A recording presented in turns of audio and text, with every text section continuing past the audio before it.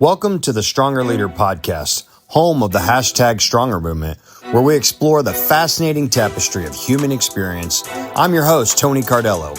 Each episode, we'll sit down with a remarkable guest to dive into their unique journeys, from successful business leaders to individuals who have faced the darkest of times and emerged stronger, even from some of the inspiring youth of this emerging generation. We'll also cover essential topics on marriage, leadership, as well as spiritual, physical, and mental health, all in hopes to provide you with the tools and motivation to navigate your own life's challenges. Whether you're here to learn, grow, or simply be inspired, there's something for everyone. So get comfy, settle in, and join us as we embark upon this journey together. Don't forget to hit that like and subscribe button as well. Turn on the notifications so you'll know whenever we drop new content. All right, let's get started. Can you hear the music? You can't hear it. Welcome to another episode of the Stronger Leader podcast. Your host, Tony Cardello. And this crowd goes wild. And I'm on here with my friend, my doctor, my main man. And you guys are going to really appreciate where this relationship comes from. But my man, Dr. Wayne Chappelle. What's up, Doc? Hey, what's up, Tony? So it's funny when I bought this whole podcast setup, the Rodecaster 2 model thing here, that was pre-programmed on there, and I didn't have to do any of it. So it's like I'm like, all right, I'm running with it. And what's really cool, I don't know if you've listened to it or not in the car, or any of the pod. It's got some bass, man. That thing hits hard in the car. Yes, so it does. Good. Yes, it does. I love the Rodecaster. Yeah. I've done a few podcasts with that, one in OKC a couple of weeks ago, and it's just good quality. Good quality. Yeah, I've had good luck with it so far. It was funny because the very first one of these that I did with like a major influencer, I finally got a guy to like bite on one of my DMs and Instagram, and you know that guy Caden Henschel from the wrestling community, he's got like 2 million followers. I'm like, oh my gosh, I can't mess this up. This is the biggest influence I've had on here. And sure as heck, man, 2 minutes into the deal, I'm talking and he's on the other side going, I can't hear you, and I'm like, no, everything went dead. So I didn't even get to use my Rodecaster. I just unplugged everything. I went straight like Zoom call. Oh, bummer. But we got it done. Well, guys, you guys are in for an exciting show today. Dr. Wayne and I started working together. Man, we're probably coming up on close to a year, maybe. Yeah, about a year. Yeah. And what you guys don't know, what's really special about Dr. Wayne, so if you have any gripes, I will leave some contact information for him that you can send to his comment box of all of my content, everything that I've been doing with the Stronger Leader. This is all born out of a homework assignment from him. So he was the catalyst in all that's been going on with the Stronger Leader. So if you like it, then you can tell me, and if you hate it, you can tell him. So yeah, we'll get into a little bit of that story here in a little bit. But so Dr. Wayne, I think for all, just simplistic purposes, let's just if you can introduce yourself, tell everybody your name, where you're from, just some personal background about you, where you grew up, and kind of take us through your timeline of life. And I have no time limit here and no preconceived notions on where this will go or not go. So let's chat. Sure, sounds good. Yeah. So where would you like me to start with the background? Well, let's just start where you grew up.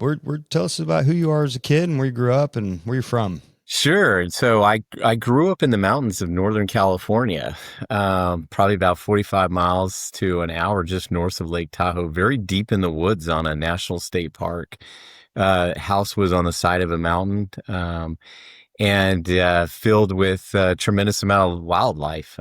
We had issues with bears and mountain lions and bobcats and, coyotes, and it was quite an experience to grow up, I'd have to say, in the mountains. How do you take the trash out in the mountains? Because there's probably not a regular trash service, maybe, right? No, you actually hold the trash in your garage, and because the bears will get it all, right? That's exactly. Well, the bears will still even try and get it even in your garage. Our back door for the garage was chewed through by a handful of bears. In fact, we had one bear that just literally chewed through a 4-inch door to get to some of the garbage. I guess whatever we had in there was perhaps after Thanksgiving, and he smelled it. But yeah, you got to be kind of cautious when you're walking around the house, especially late at night, because you don't know what sort of wild animals are circling. But it was beautiful. It was very serene. And it really helped me understand a little bit about, I would have to say, grit, because when you're living in the mountains, you don't have sort of luxuries that people have in the city. You have to figure out how to do a lot without. I think it also kind of got me focused in on the penchant of doing things that have a level of adrenaline kick to it, right? A sense of adventure. While many people would want to go out for football or basketball as a school sport, our school also had alpine skiing, which included, racing down mountainsides on skis, going several, miles an hour. And if you Yeah. fall, you're going to get hurt. To then cliff jumping. Did you ever get Because hurt? Oh yeah, I broke my nose 2, 3 times. My parents' house was on the side of a mountain, so I built a ski jump, and it's kind of an A-frame, No. and so I would just launch over my parents' house, and you could see the skis up in the air and the trees and whatnot. You'd land on the other side in about 4 or 5 feet of powder, and it That's was classic.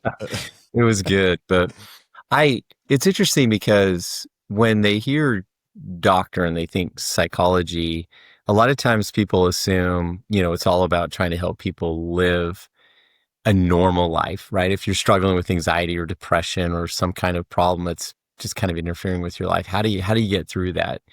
But my background of living in the mountains and kind of watching people do extraordinary things kind of gave me a penchant for looking at the human being and going, how do you take ordinary human beings and help them become extraordinary? Or what is it about human beings that become extraordinary? Um, and so that led me not only to go on and, get a PhD in psychology, but then also join the military to figure out, well, how do human beings actually thrive underneath these physically and psychologically taxing conditions? So back up for a minute, because as a kid, you want to be a fireman, a fire jumper, a police officer, a skydiver. You don't ever. I've never heard of a 10-year-old say he wants to be a psychologist. So at what point? When did that happen? When did you realize that? What was that?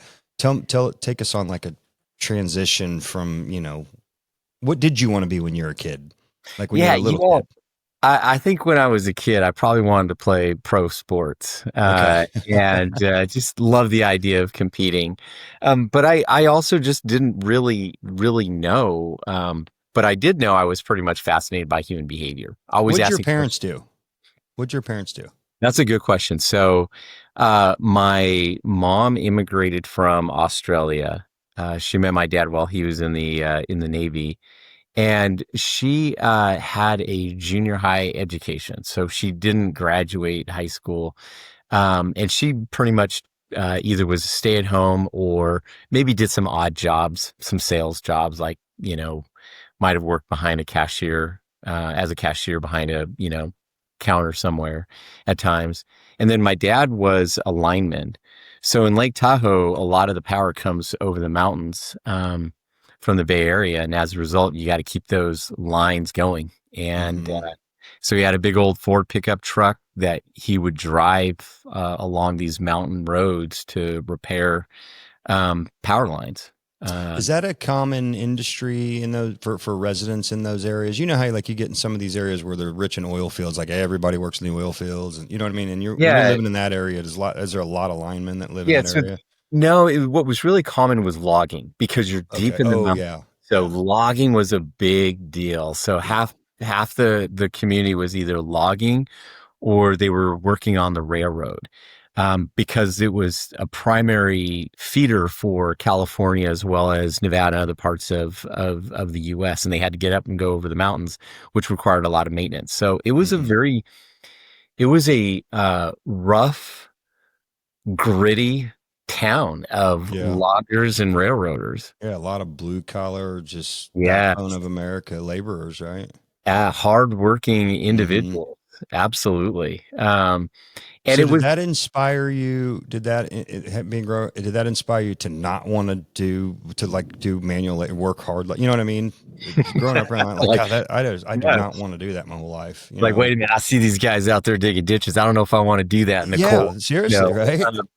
Yeah, it was. I think there was something about wanting to do something that had longevity to it.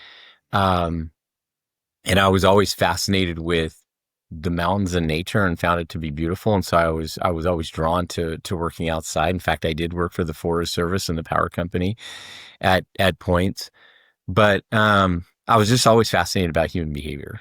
I couldn't figure out why, but I was always the kid that was asking and observing questions about why people did what they did. And I thought, if it's possible, I could learn something about this and then help others and get paid for it. Great, let's try that out. So I'm about how not going old to work were outside you? in the rain.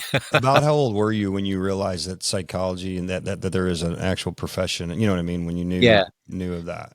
Probably about as soon as I graduated high school and I went on to college and saw Okay. that there was a major called psychology, and I didn't realize I'd have to go to school for like 12 years. College. When you stepped into college initially, what were you going for? To play sports? No, I was just going to just get a good education Just and get trying to okay. figure myself out. Right, it's a lot of people I knew went to college, and that was just the natural next step. Yeah, I right. didn't Yeah, know exactly. exactly what I wanted to do, but I certainly knew it was something in the realm of behavioral science.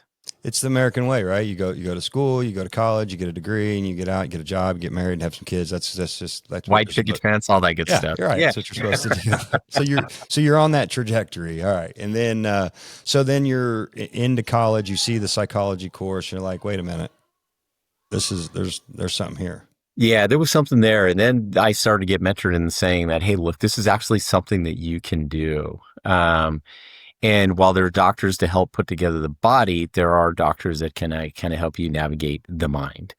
And I just became fascinated with that. And so began pursuing it very wholeheartedly. While at the Was there same, any in I'm just thinking here as a doctors typically are financially compensated well. Was any of that part of the equation? Did you like, hey, this could be a good, and I could actually make a good living doing this, or were you more infatuated with the profession and just, oh, hey, and by the way, money's not bad. yeah, it was probably a combination of the two. Yeah. One is you could actually make a decent living by doing this and not have to worry about scraping by if Mm-hmm. you were good at it. But at the same time, also knowing that I could do something that I really enjoyed and was fascinated about. And the other piece was I'm not locked in to a singular career. I wanted flexibility. So I wanted something that I could say, look, I could do this for 5 years, but if I want to pivot, I can do something else for 5 years. And I Yeah. wanted to be Everyone in every industry has brains that you can That's work on. exactly right. I want to be able to work with people from a variety of different industries, and so if I wanted to pivot at some point in time because I got bored, then great, I could do that. Yeah. Very good. I see Yeah. that. Good. Okay. So then you graduate college. See, I know a little bit of the story, so I'm going along here. So you graduate college Mhm. and you get a job. What was the next step? So when I was getting my And when PhD, did you meet your wife? In oh, college? I met her in high school. Oh, in she's a high school sweetheart. Well, we dated in high school, and then we broke up, and then I later on like saw her on a ski hill, and I was like, whoa! While I was in Little college. snow bunny. Come here, girl. Well, no bunny. That's exactly right. And then dated her for a year and got engaged, and then we got married. And when was that? Was Yeah, that during college or after? that was good. Yeah, that was right when I graduated with my bachelor's, and then it was right before I went on to grad school. Okay, Um, where'd you go to college at? so we started at University of Idaho, and then finished up at George Fox University in Portland, Oregon. That's where you got Um, your medical degree. A Was in PhD, yeah, your you PhD. got Yeah. it. And it was a beautiful place. And that's where I got into triathlons, and I got into sports even more because Nike's really big there. And it was while I was watching the Winter Olympics in Lillehammer, and I was watching this woman, her name is Peekaboo Street. She was this Yeah, no, really. amazing downhill skier who was up getting ready to go down the side of this mountain 80 miles an hour. Now, what's interesting about this woman was she had come back from injury, and she was not in her best shape. And yet here she is at the top of this mountain. All of these like cameras are flashing in at her. Oh, it's raining and it's starting to sleet. And she's going to go down the side of a mountain at about 80 miles an hour. And if she tumbles, she ain't getting up. If she is, she's going to a hospital. And she was so dialed in. And I was like, whoa, she's not being affected by anything right now. She is so dialed in and rehearsing this course in the back of her mind. I started to ask myself, how was she doing that? And then she was going to do something that not only was extraordinary, but she was going to do it under extraordinarily difficult conditions, not only environmentally, but even internally, knowing that she had these injuries that she was coming back from and she wasn't in the best shape. And yet, not only does she crank out one of the best races of her entire career, she medals. And she didn't do it just once, she did it twice. And that set for me a remarkable mission that said, man, psychology can really help people overcome problems, but they can also help people become extraordinary. I want to know what that is. And so I then began a 20-year career on studying ordinary people who become extraordinary and what were the universal character traits that helped people become extraordinary individuals underneath the most chaotic and demanding environments. Now, I'm sitting there going, okay, I just went to a private grad school. I'm $100,000 in debt. And hey, I don't want to have to eat mac and cheese and tuna fish and think that a Bud Light beer was luxury. I want to be able, oh, and by the way, my furniture was literally yard, like furniture. That's great. Like the folding chairs that you take to a game. That was like what we sat in. So I thought I'm going to join the military because I want to see and get additional training of what people do in these extraordinary conditions. And I thought, you know what? I'll just do it for a few years. I'll get my loans paid off and I'll get some really good leadership experience. I did not mean for it to set out to be a 20+ year career supporting special operations. Had no idea. I think God had a different plan. He's like, you're going to go and you're not going to leave. You're going to enjoy this. So it's interesting because we had not gone to war and my wife was like, look, I don't want you to go in the military because if we go to war. What year is this? This is 2000. Okay. And I did my residency in the military and my first assignment was Fort Bragg, September 10th of 2001. Fort Bragg is the hub of Joint Special Operations Command. And boom, we went to war. Literally the second day I'm orientating in, the world was changed. And I was enveloped within this amazing world I knew nothing about in the special operations arena, which was essentially taking young men and women who were ordinary citizens and training them to become extraordinary individuals to do things where most people would fail. And it was a good match. It was hang tight before we go too far off into that. I want to know, as somebody coming into the military, now you're not an 18-year-old troubled kid coming out of high school or dropping out of high school that's getting a gun and maybe avoiding a criminal charge. If you go in the military, we'll drop the charges. You got a PhD, so that's a different step into the military at that point. So do you I don't want to say bypass, but for lack of better terms, do you bypass basic training? Do you bypass all of that since you're going in more as a professional into the military? That's right. So I had to go to commissioned officer training school, which is essentially like a basic training, but for officers. Okay. You didn't have to do the physicality piece of the first entry part into the military. Yeah. So it's pretty physical, right? Okay, you go in, they shave your head, they gotcha. have you go through all these physical hurdles and hoops and things of that nature. It's a little bit different than basic training for an 18 or 19-year-old because I'm training alongside physicians, Yeah. Ophthalmologist, all of these other like medical specialists and lawyers. Yeah. So Right. they're not going to like want to screw things up there. So it was about 6 weeks training us on the culture, and military bearing in uniforms. It was really an immersion course. But when I got to my first assignment, I was a captain. Okay. Yeah. Got it. So And you're, so you're yeah, I did like that. anyone else though. You're fully enlisted in the military. I mean, and you've got fatigues, and I mean you've got Got it you're all. you're in Army. Would you go into? I went into the Air Force, and Okay. the role I had was really supporting Army and Air Force because Fort Bragg was primarily an Army installation, but in order to get people in places, you had to fly them, right? Yeah.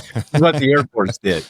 Right. Uh, and so it was a hub for not only your 101st Airborne, your Army Rangers, your Delta Force, but also your Special Operations Air Crew, Combat Controllers, TACPs, all of I'm these. drawing a blank on Fort Bragg. Is that in East Coast? Is that North Carolina area? That's North Carolina. You got Okay. it. All right. That's You right. got Yeah. it. All right. Good. So now you're not only in the military, which that wasn't the plan. It was going to go to college and start a career. Now you're in the military. Now you're on the complete other side of the country from where you grew up. That's exactly right. Not only And on your the other and your side, wife's with you. she's with me. Okay. Yeah. We have uh, she's pregnant with our first child. Okay. Um, and we go to war.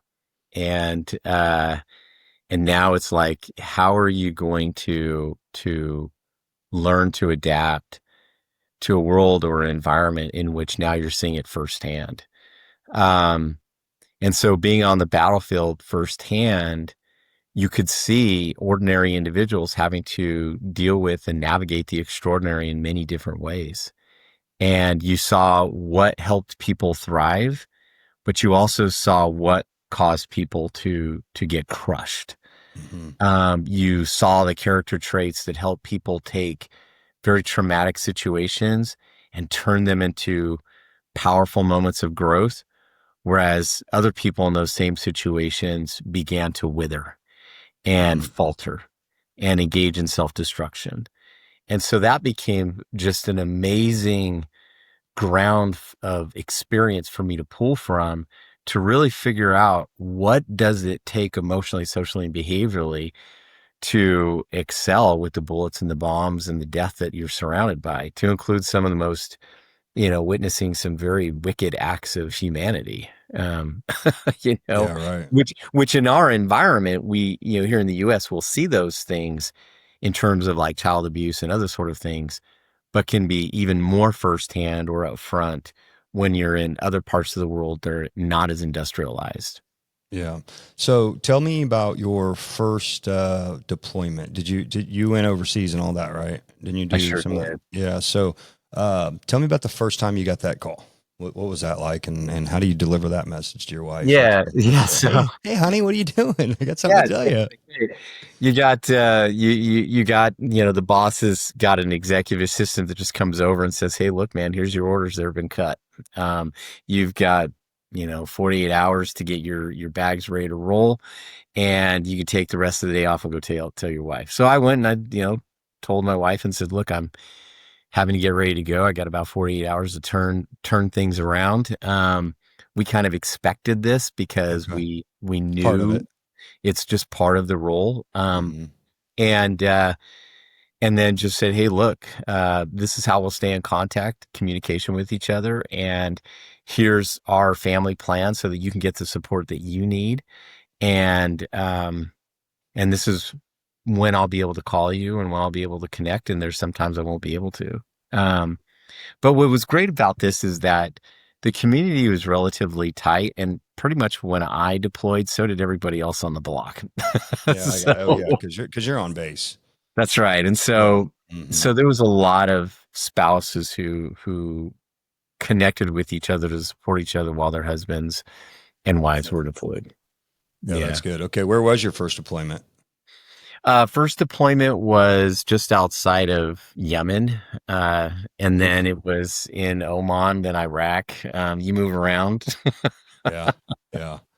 So, So, you mentioned about your work with the special forces. Was that a primary role, your only role? And what did that entail? What kind of work did you do with the special forces? yeah, so it was a supplemental role because I also had Okay. to work with pilots, fighter So, what pilots. was your primary job? Like, if you had a job description, this is what you do. Oh This is yeah, your job on a daily basis. What you're supposed air, to do. medical operational psychologist. Okay. How do you take people who are going to go into extraordinary conditions, flying and operating high value weaponry into Exactly. hostile territory so that you can keep them mentally and emotionally in a good place to do that? And then can you identify individuals that are not ready and should not be in the mission, or individuals that are ready and can do the mission, um, based upon the criteria you have for psychological readiness? And what's interesting is you might be ready to be in the military and perhaps go down range, but the standards that you have for these aeromedical missions, these aviation or special operation missions, are much higher because the mind has to operate at a very, very high level. Your speed and accuracy of information processing have to be just spot on, and the smallest mistake can, cost lives. Hmm.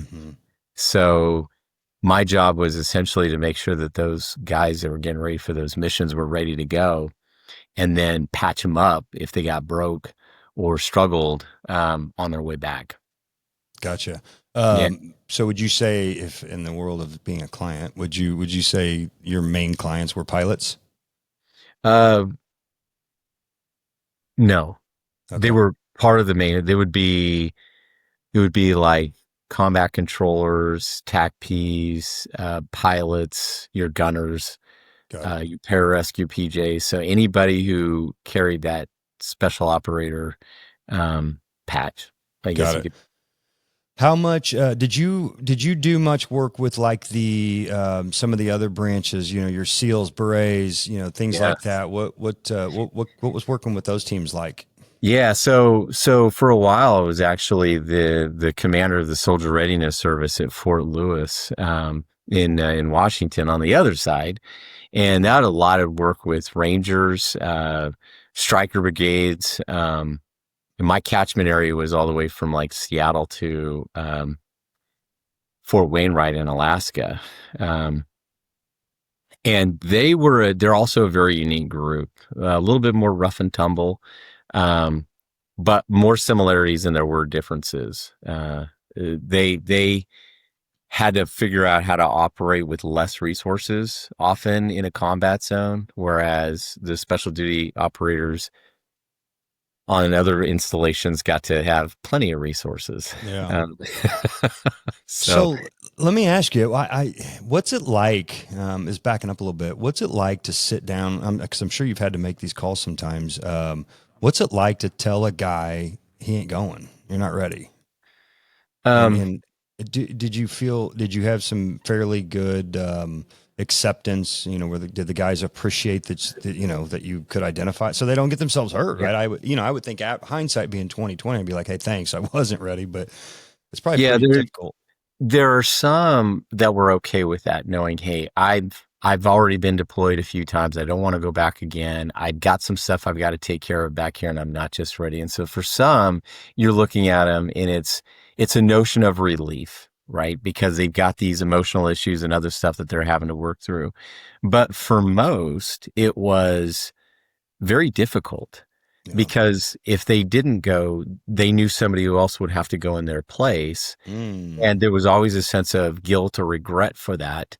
Um, and there's also a sense of camaraderie and bonds that you have. And so you want to go with your buddies downrange who trust you with their life. And when you're not going with them, there's a sense of sometimes guilt for staying back and I not could being able. almost even see where you could maybe feel weak too. Like you're, Absolutely. Absolutely. And so it was hard for some of these guys to accept the notion. And I always look at them and I just say, hey, It's not never. It just means not now. Yeah. And we'll get you patched up so you can, but not now. Yeah. Right. I can imagine that's tough. That's It, really it tough. can be. Yeah.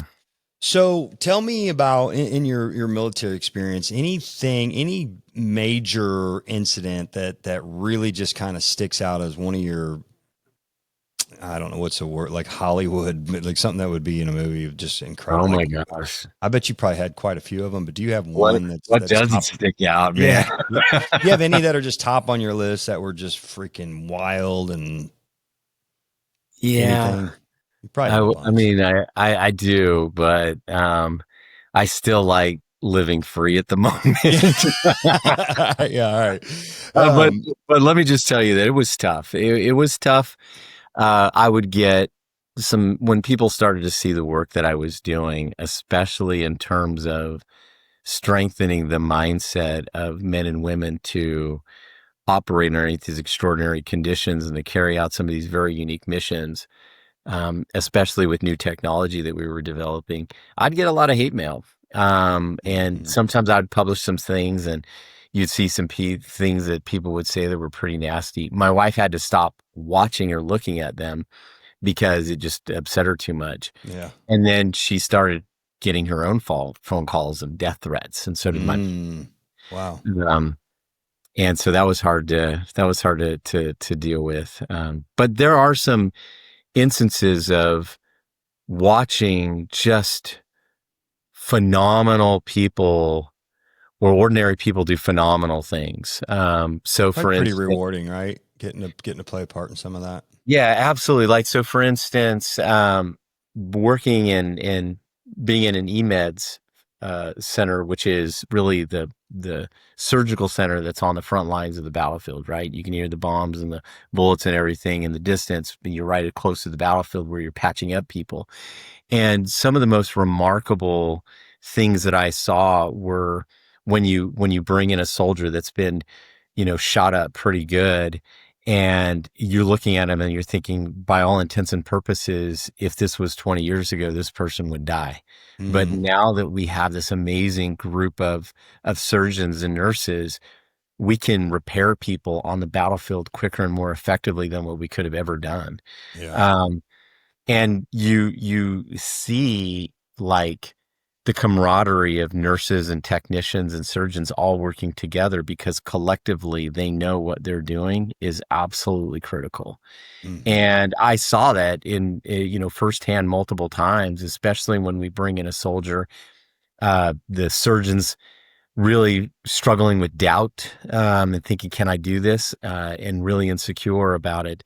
And then getting the bolstering from his team. But then you have a wallet that falls out of the soldier's pants, and you see the picture Pictures of of the kid. Ugh. the kid and Ugh. his wife, and you're like, man, we got to bring this guy home. Yeah. And there were times in which we were successful, and there were other times that we weren't. Were you ever in any danger, any combat zones where you were actually feared for your life? Not so much that it was imminent or that it could happen, but were you Oh actually yeah. like in some firefight or anything where you Yeah, thought, I've got this book I'm writing where I'm actually putting some of that stuff oh, in that's it. cool. But yeah, there were times where it's when you're in a firefight, you have the opportunity to fire back. That feels good Are you because weapons trained as a commissioned officer as well? yeah, you are. Okay. You're weapons That's, trained. okay. So you can get additional weapons training based upon, what you're comfortable with. Yeah. If you want more than just simply an M9, you can get, on the M16 and a few other things, which you want to get qualified for because certain weapons have greater advantages to it. Um, but the challenge was one of the biggest challenges I had was going to sleep at night and feeling completely defenseless because you close your eyes, and when you're laying on the ground or in a cot motionless, that's when you can have mortars coming in and you don't Hmm. know from what direction.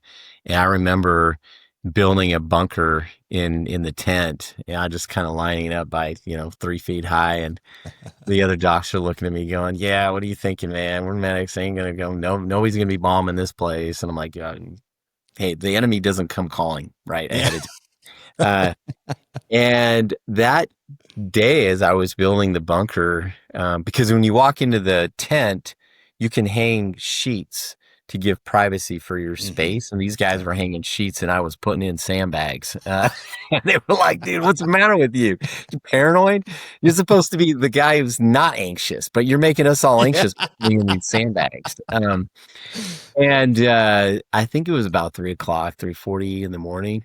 Man, the mortars were coming, just the shrapnel ripping through the tent, the ground shaking. It was one after another, and you don't have much time to run, right? And so I Mhm. just rolled over, and I was kind of curled up in the bunker I had built, and I was trying to put on like my gear, and I'm looking through the hole, and I could see the ER physician on the other side going, "Shit, man, I should have built the You got bunker." any room in that bunker?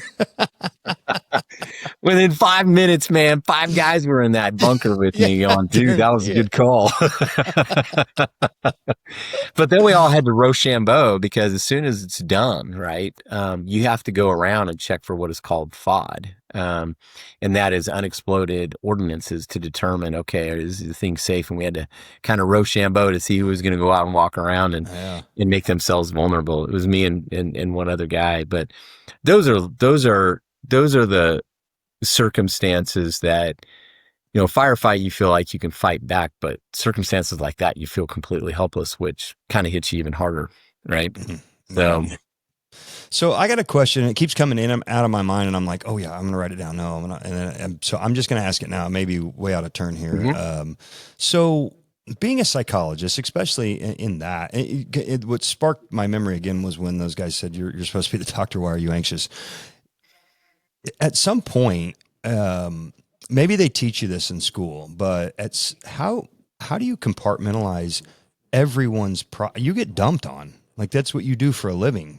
Yeah. It's not always gloom and doom, and we have some good healthy conversations about our, the leadership development stuff, but for all intents and purposes, people get you involved in life because they're struggling, and so you Mhm. have to deal with people's struggles primarily. How do you shield yourself from and I'm going to tell you the reason why this is so fascinating to me for you. You're not you're not a typical psychologist, Dr. Me. You're not very dry. You know what I mean? You're more of a friend, right? And so and you have a ton of compassion and empathy. And gosh, man, I think that if you dealt with this day in and day out, it's got to be heavy, especially when you start developing friendships like you have with me. If I'm going, I Mhm. would think that if I'm going through something in life, that you would feel bad for me. Mhm. How do you Oh keep yeah. that off of your shoulders though when you get off the phone with me? And I think that Yeah. whatever, I know you do it, and I think that maybe whatever you have found to do that is also probably how you stumbled upon the ability to help these drone operators, which I want to get into because I'm fascinated by that. Once I read that, Yeah. it was an area I never even thought about. It's like, because I tell people all the time, who do you think are one of the higher suicide rates, blah blah blah, and I'm like, drone operators are like, Yeah. what? I'm like, yeah, listen to this. And so, but anyway, so how do you do that? How do you Well, keep, let's see. and the reason why I'm asking is because as a leader in this business world, I too get dumped on a regular basis. Mhm. Everybody comes to me with their problems, whether it's business problems, personal problems, whatever. And I too am a compassionate, empathetic person, and I want to save everybody. I want to help everybody, and sometimes you just can't, And so Yeah. how do you deal with that? That is really a fantastic question. I got so many different ways that I want to answer this, but let me kind of identify what the problem is, and that is compassion fatigue. When we love people, you care for them, and you want to help them carry their burdens and show them compassion, there can be a level of fatigue behind that, right? You are carrying weight, and you can't carry it all the time. So how do you have compassion without burning out? Mm-hmm. So there's a number of things. It's not just one thing. There's a handful of things that you want to do. One is you just want to focus in on what you can control and not worry about what you can't control. And you love and you care for people and you do the very best that you can for them. But ultimately, I don't have a magic wand or a potion to control somebody. I can do things that might influence, but ultimately I have to respect that person's choices and the challenges that they face, and also appreciate that my abilities will be limited, right? So control what I can, don't worry what I can. The other piece is leaning into pain versus trying to avoid it. We live in a culture that says pain is bad. Avoid it at all possible costs. If so, you're traumatized. If you feel it, then use some substances to numb it. Yeah, Right. right. Yet pain is the very thing that we need in order to grow. When I ask people what are the most profound periods of their life that have shaped their character to become extraordinary, it's always moments of discomfort and pain. Mm. Uh, and so a lot of times we're told, gosh, if you carry pain, therefore it's bad. No, you can actually lean into pain and realize it's part of goodness. The other piece is pace. Um, I see some psychologists that like to say, man, I'm going to see 40 patients in a week. Or I'll see 10 patients a day. I like it so that I will pace myself. I would rather go deeper and more meaningful than hit surface level and hit a lot. Hmm. So like when you and I talk, hey, if we go 90 minutes, we go 90 minutes. It's not like, oh, hey, look, we hit 35 minutes, boom, you're out, gone. No, Yeah, yeah. we go at a pace that we know is sustainable. Um, those are some of the key aspects that have helped me. And then also just good self-care, good sleep, good rest, good diet, good exercise. Also being in the professional sports industry, I have to be physically fit. I have to be in an upper echelon because they'll do the DEXA scans with me and the VO2 max and all their good stuff. And when I take care of my body, I take care of my mind. I take Hmm. care of my emotions. So those are key to the compassion fatigue. So, okay, so carrying that through now with those notions of, do you download some of that? It's a little bit different, obviously, to these drone operators. Can you share kind of what your Yeah. study was? Or Yeah. let me articulate it and you'd confirm, tell me if I read this right. So one of the things I thought was fascinating in these drone operators and what was really crazy to me is that most of these drone operators are usually home, like where they live with their families. Mhm. And they go to work just like you and I do, except they go into a room and they blow up villages where there's innocent people, women, potentially, right? And then Mhm. they have to take their headphones off and their virtual reality glasses, and they go to their kid's game after they just maybe took out a family. That's Um, exactly right. and that's good God. They're, they're, How do you train? You either have to have an immense amount of psychological training, or you've got to be a complete psychopath to do that job.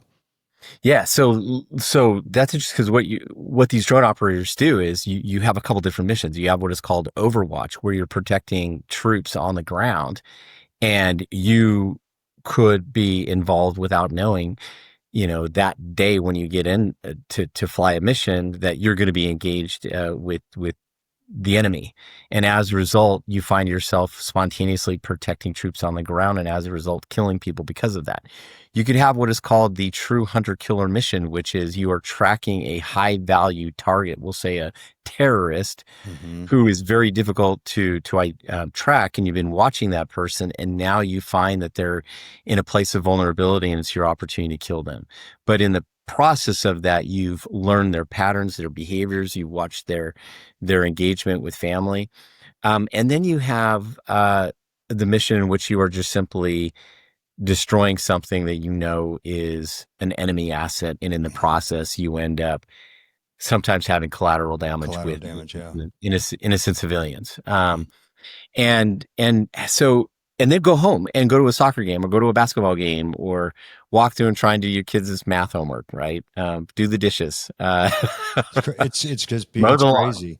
Yeah, It's I try to tell people when I learned about that, I'm like, if you're an infantry soldier, you're getting deployed. I'm like, you're mentally getting prepared to go on a battlefield and kill people, and then you're there, and you're usually there for a couple of years, and so if you do it, you got some time to decompress, and but yeah, not as a drone operator. not as a drone operator, no. And so people don't realize we're doing that within the boundaries of the United States, Yeah. right? And but there's similarities. There's police officers who may not deploy their weapon, but they show up at a home with 5 kids living in an abusive situation Hmm. where kids are being starved and unfed or horrifically abused, the wickedness that they see of humanity with that, or a ER physician who is trying to save a child from death from an automobile accident and doing the best that he can to repair this child, and yet the child dies, and yet he's got to be able to shut all of that off and then go home. You hear about Now, these police officers that, get into a shootout with an assailant, and then they kill whoever, and then they walk in some 13-year-old kid, something like that. It's that's exactly right. Now, I'm going to share something with you that, remember, I always go back and I thought, well, how do extraordinary people become extraordinary? That's kind of what my life focus has been. And I'm going to share with you something that's very counter to what most psychologists are going to tell you. And that is, if you have emotions, process them, get in touch with them, validate them. Here's what I'm going to tell you. I'm going to say, get a box, take all your emotions, put them in that box, put a lid on that box, and take those emotions and shove them and put them on a shelf. Because in order for you to function at your best when you need to, you cannot be distracted by your emotions. You can't let your emotions overly influence the way you think about things and the way you do things. If you have to be very precise, be accurate, very discretionary, and so focused, you don't have time to process your emotions. You have to be able to separate and compartmentalize. Then when the dust settles, go ahead, take that box down and unpack your emotions and process them in a very healthy and meaningful way to figure out how you can learn. But then when you need to, you got to take those emotions and you got to shove them and put them on the shelf. That's the way that we survive. I don't want a surgeon operating on me who is like still frustrated because of the argument he had with his 15-year-old son earlier, right? Just going to say the same thing. Yeah, I was just going to say the same thing. You wouldn't. Yeah, that's great. That's great advice, because in training, I think the payoff there is So back up. So if I were just thinking through this, telling someone to do that is more beneficial, because what I'm saying is you're not like being jack of all trades, master of none. If you try to process your emotions in the middle of what you need to be doing, you're going to be shit at what you're doing. And quite frankly, you're going to be shit at processing your emotions. So you're not even going to do either one of them good. You're not going to be very functional. Yeah. And so if you can put them away, then if you do it in that order, you then will actually not only still be able to but process your emotions at a higher level of thinking and way more effectively. That's exactly right. So let's go back to that moment I was telling you about with Peekaboo Street. She's at the top of this mountain. It is sheer ice that she's going to be flying down at 80 miles an hour on nothing but these boards, right? These ski. And if she falls, she is going to be damaged physically. She may never walk right again, right? And yet I'm watching her, and she's so focused and rehearsing everything that she has to do in order to be successful. She didn't have time to think about anxiety. She didn't have time to be irritated with the press and the cameras in her face. She was sheerly focused on what she needed to do. And because of that, she was able to channel all of her mental and physical energy into functioning at an extraordinarily high level. As when I think about that particular trait, we see that in the military, we see that in professional sports, we see that in medicine. We see that in general. Like, I imagine, Tony, you've had some rough days at work. You're like, seriously? And then you got to go home, deal with the kids, the wife and whatnot. And you can't let happened over here emotionally affect what you're doing over here. So you gotta like put those emotions on the shelf. Where we get into trouble. I usually put them in a text message to you and tell you, we need to meet this week. Shove them in a box, right? Put them in a text message. But where we get in trouble is we leave them up there too long. And we don't realize, we got to process those things. So we either don't know when to compartmentalize, or we don't know when to stop compartmentalizing. And that's what what I do is to train people on how to compartmentalize their emotions, and just kind of like, hey, you got to focus in on the task at hand. and then underneath the right timing, when to go ahead and take that box down and just process them. Because we still have to stay connected with our emotions. It's a part of emotional IQ. Emotional IQ isn't just about identify, navigate, recognize, and manage my emotions. It's also being able to compartmentalize them. That's great. Good stuff. Okay. So 26 years in the military, right? Wasn't that the number? 22, 23 years. Okay. Yeah. So 23 years in the military. You're still a fairly young guy. I mean, I've seen guys older than you still in the military. What's the, hey, I'm done. I'm waiting. All right. Yeah. I was only going to do this for 4 years. Yeah, I'm out, man. 22. I'm out. I'm done. What was there a pinnacle moment of something that happened, or were you just kind of like ready to move on?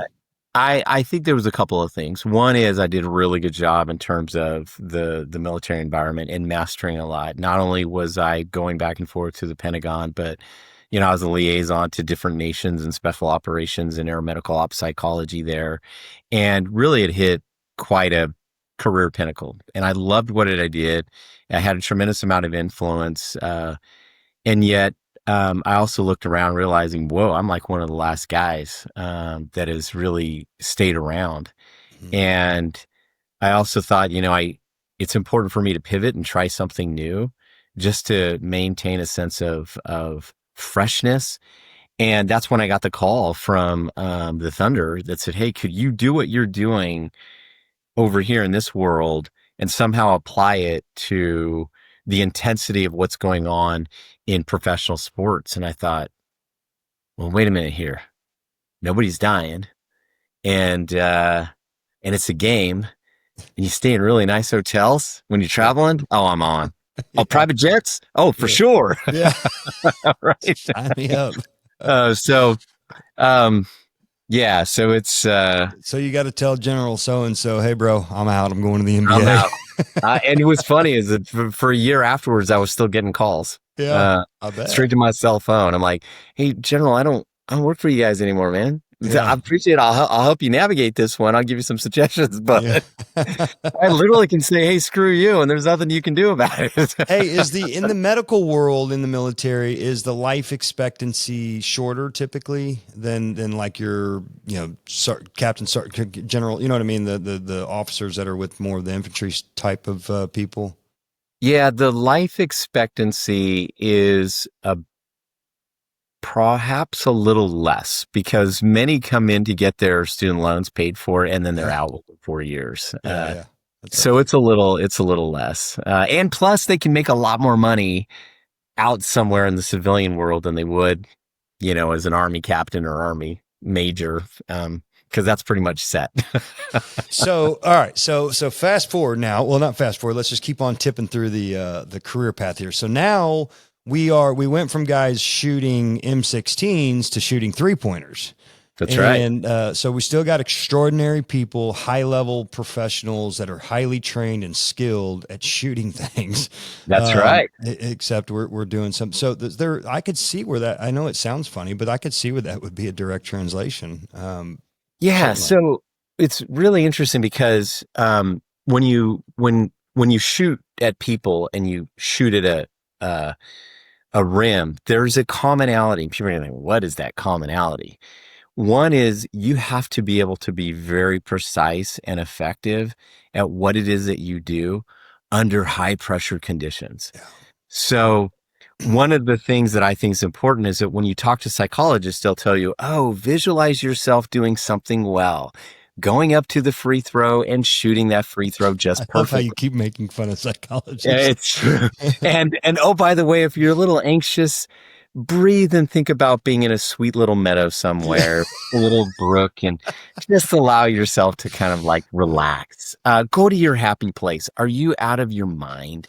That is not going to work. If I looked at a basketball player who's getting paid millions of bucks and tell him, oh, you're getting up to the free throw, go to your happy place. And he's trying to shoot a free throw while thinking he's in some mountain meadow somewhere. It's probably not going to work. Yeah. So one of the things that we do in the military is we train people to rehearse in their mind how to deal with catastrophe and high pressure. unfortunate, unpleasant, unexpected conditions and visualize yourself responding well into those conditions that heighten your anxiety. So if you're jumping out of an aircraft at 2 o'clock in the morning into enemy territory, you're not just simply rehearsing all the maneuvers you're going to make to do it right. You're also rehearsing when that chute gets tangled up and you're plummeting to your death, and you're rehearsing how you're going to cut that chute apart and where you're going to pull the reserve. If you're going to scuba dive, and you're not just simply rehearsing how you're going to breathe underwater, you're going to rehearse when your mask gets filled, you're blinded, you're disorientated. Oh, and by the way, your regulator stops working and you got to figure out where the backup is. The reason you do that is because it helps you perform under extraordinary difficult conditions. If you've never thought about performing under extraordinarily difficult conditions, you're not going to be prepared for it. Right. But the brain doesn't know the difference when you visualize it versus when you're actually in it. It doesn't know. The neurons fire the same way. So like with the basketball player, I'm like, hey, when you go up to that free throw, you need to be in your back of your mind every time you practice. You need to think that the game is on the line. Yeah. You miss, we all go home, and it's high pressure. Yeah. Oh, and by the way, your contract renewal is all like, hanging on this, like you shooting this. Yeah. And when you figure out how to mentally adjust to perform and shoot in combat in a similar way on the court, you will be fine. You will be more successful. You can't wait for the moment. You have to prepare for the moment. And so in your mind, shooting for a free throw, the way you train for that could be very similar to how you shoot in combat. Yeah. So you're, some of the people you work with are outside of that are high level professionals, major corporations, CEOs, things like that, high level leadership roles. And then also you work with some church leaders as well. And so there's some little less tension, you would think, for a church leader, right? There is no contract on the line. There is nobody literally shooting at you, trying to kill you. Talk about that a little bit. What's their problems look like, and how does your professional vantage point help them? Boy, that's a really good question. So think of it in terms of working with people who are in highly demanding, highly visible, and highly taxing conditions, in which they have to be precise with how they conduct themselves and what they say. And so that will hit professional athletes, it'll hit military generals, business leaders, and then your church pastors. And what's interesting about my experience of working in all those industries is I believe it's personally more difficult to be a pastor than it is a military general or professional sports person. And the reason for that is because pastors are held to higher standards. I mean, like some people call it and think like God, right? They're looked at like a God. That's right. Almost. I mean, they're going to say you are a moral authority, so therefore we are going to hold you to a higher standard. And as a result, common themes that a general would struggle with or a professional athlete that would struggle with that we wouldn't think anything about, we would persecute and criticize a pastor for that same thing. So let's just say a pastor is struggling with marital difficulties, and he gets a divorce. More people are going to be critical of him than if an athlete got a divorce or a general got a divorce. Oh, you got a general that's, downloading porn, or a professional athlete that's downloading porn. Well, guess what? I guess he's just a guy. Oh, a pastor's downloading porn? Oh, this is horrible, right? So they are human beings just like the rest of us, but are held to a much higher standard, which oftentimes leads to greater levels of stress. Yeah, I didn't even think about that.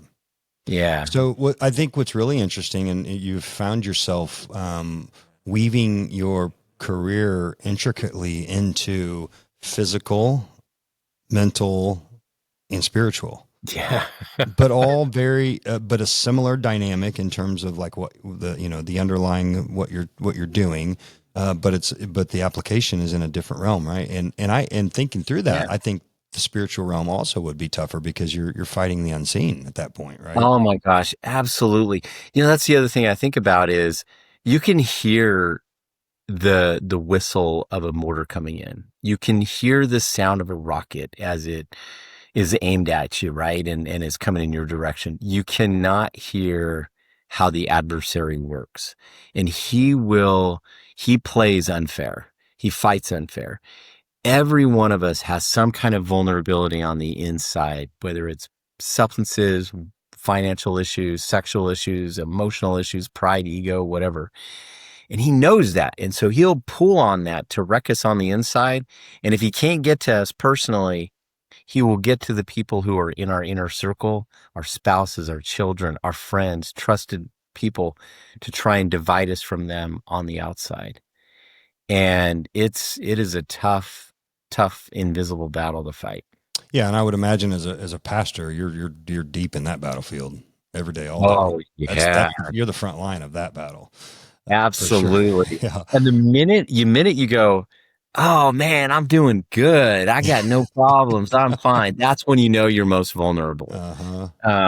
What's interesting is, back to making fun of psychologists, they say, oh, you got anxiety? Don't have anxiety. We got to get rid of the anxiety. I'm like, no, you actually want to have moderate to just somewhat high anxiety.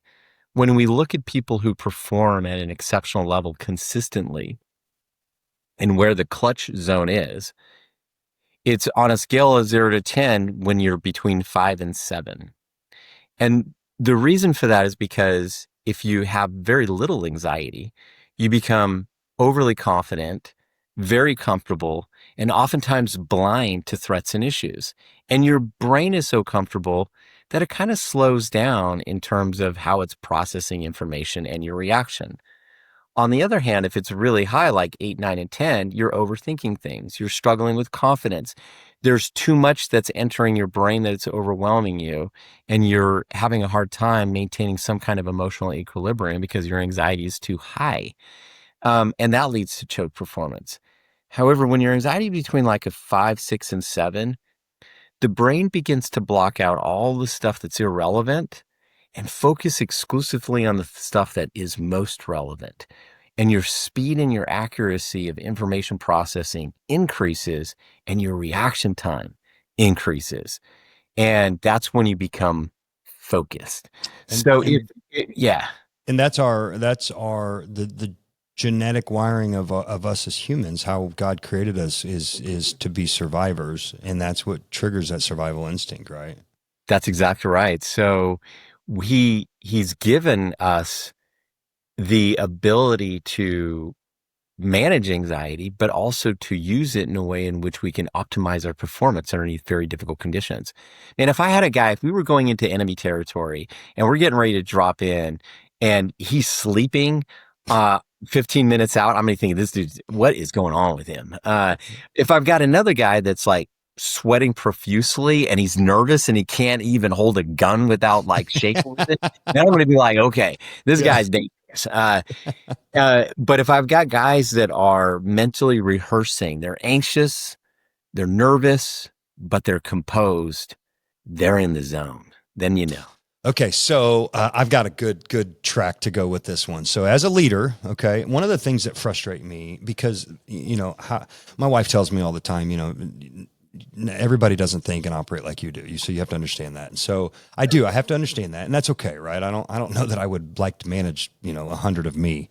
That'd be pretty taxing in itself. So I guess I appreciate that a little bit. But one of the things that drives me crazy is I operate, and I've even told my boss this, that I operate with a fear of getting fired, right? I have this paranoia. I have a fairly high sense of paranoia for somebody as outwardly secure as I am. I operate with a high sense of paranoia that I could lose my job at any point. And, not that it would necessarily be for any unfounded reason, but I magnify little things that could cause me to lose my job, right? Stuff that's, My bosses have told me, I don't even know why you think like that. Just so you know, as long as you've worked for me, I've never even thought about it, not even once. And I've thought about it like once a day. So, but when I see people that operate, especially in more leadership roles and management roles, with that laissez-faire, like you don't do things, and that I've told them to do several times, and I'm like, man, don't you worry about me firing you? Like, does that not enter your mind? So as a leader, the easiest way to instill that fear is like, hey, if you don't do this, I'm going to fire you.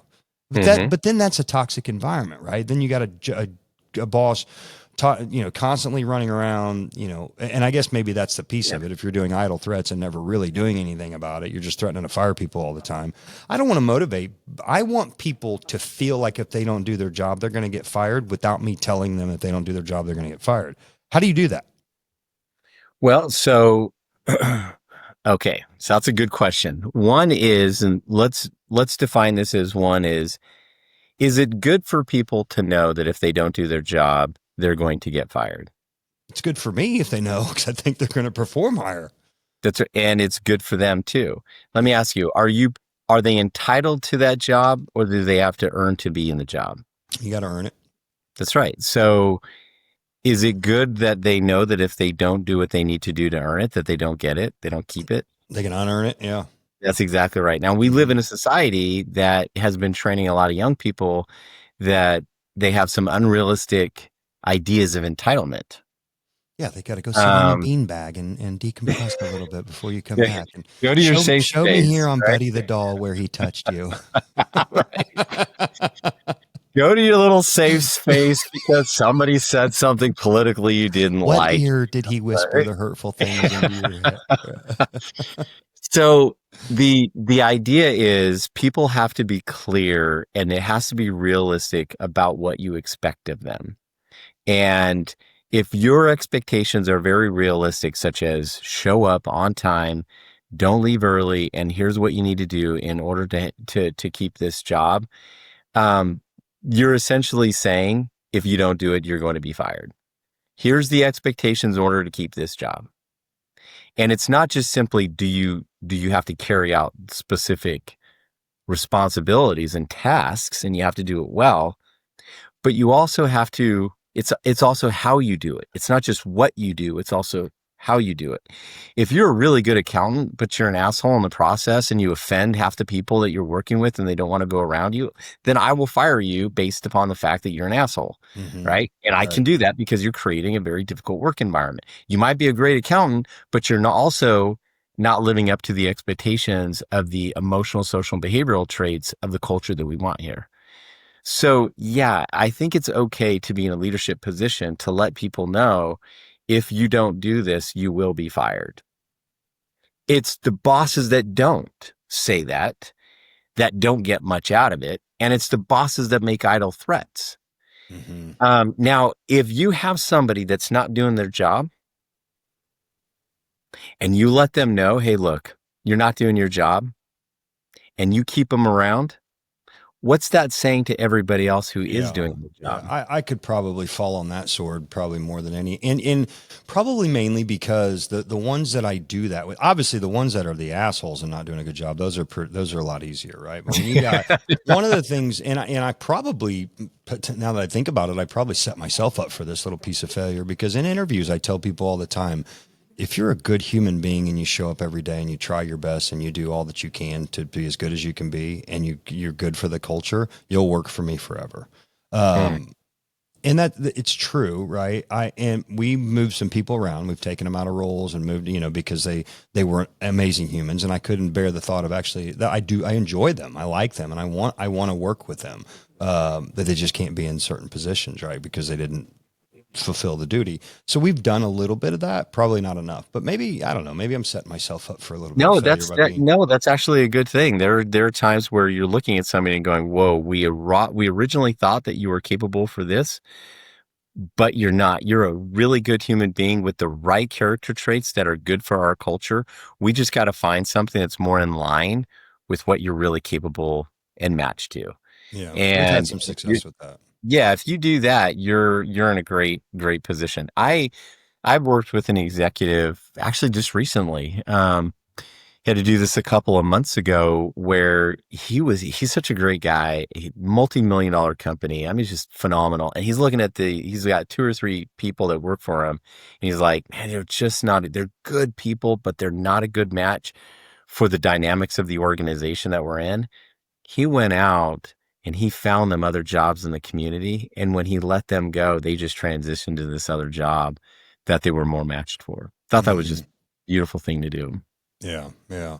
Okay. So now you're with, if you guys didn't pick up on this, Dr. Wayne is now with the Oklahoma City Thunder. You were on staff there full time. That's your primary role, right? Your primary career. Yeah.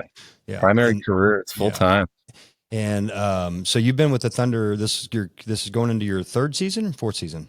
Fifth season. Okay, goodness. Yeah. Started with the rebuild. So if any of you guys are not basketball fans, let me just tell you, the Oklahoma City Thunder are the reigning NBA champions. And so let's talk about as much of it as you can. The intentionality, 5 years now. So intentionality for the first 3 years of building and assembling the culture. And by the way, for those of you that don't know, even if you do know basketball, you may not know this. I'm certainly not going to call these guys a band of misfits because they're highly talented individuals, but they were people that were secondly, at first looked over in some accord. And so you didn't have Kobe, Shaq, Michael Jordan. I mean, you didn't have a whole freaking squad of A-listers. These were guys that the team put together. You're in a small market budget. So you've had to take an in and around approach of how we're going to build a championship team from a culture. So talk about that. Let's talk about the journey for building a culture and, how did that start? And, what's the process look like? Yeah. So, part of this is how do people think about psychology, right? And even sports agencies are not any different than the general public sometimes. And let me pause you for 1 second before you go too far into this. What you're going to tell us, I'm hoping for people that are listening, if you don't like NBA, you don't like basketball, don't tune out, because I would imagine if I'm trying to build a championship culture of a car dealership team, you would probably take a similar approach. Is that correct? That's exactly right. Okay. Whether it's a car dealership team, whether it's an NBA championship team, NFL team, even if it's just a medical personnel team, the principles are universal. So the first thing was when people think psychology, even sports agencies, they think, oh, this is somebody you go to when you have problems. So if you're having anxiety or depression or addictions or relationship problems and you can't function, okay, go to the psychologist. And so one of the most important things was to change that perception to say, no, you could be completely healthy and completely ordinary and fine, but you still go to a psychologist if you want to get to an even higher level of functioning, going from surviving to thriving. How do you be your best under extraordinarily difficult conditions? Now, most people will think, oh, I'm doing well and I'm thriving, when they're doing exceptionally well under ordinary conditions. Now, you're just ordinary.